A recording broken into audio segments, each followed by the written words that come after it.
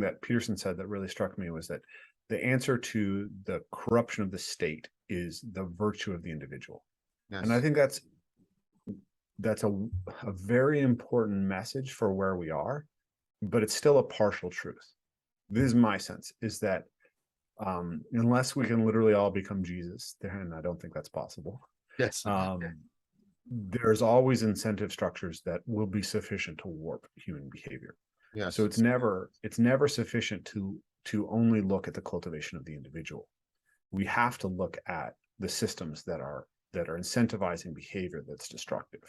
Yeah. But again, it's this reciprocal causal relationship where we need to scale up our capacity for virtue as individuals while we're scaling up how our system creates virtue.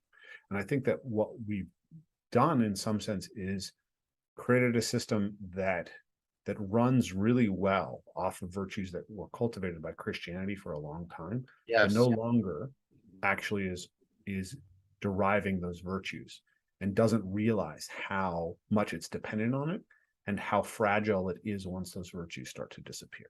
I think this is one of the many rain shadows of the meaning crisis. Yeah. And this is why a lot of the social, I don't know what to call them, institutions, movements, often are desiccated versions of Christianity without even realizing it.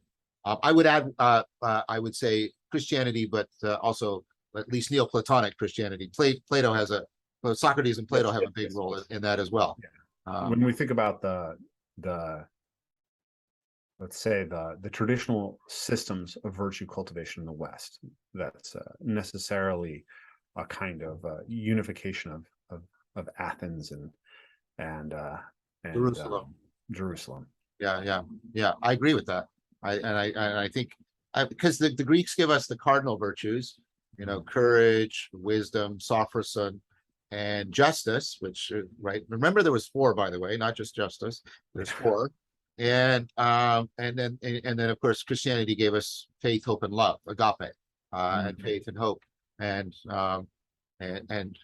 that's a very good set to work with. I'm not saying I'll say it again, neither nostalgia nor utopia, but nevertheless, your point is well taken that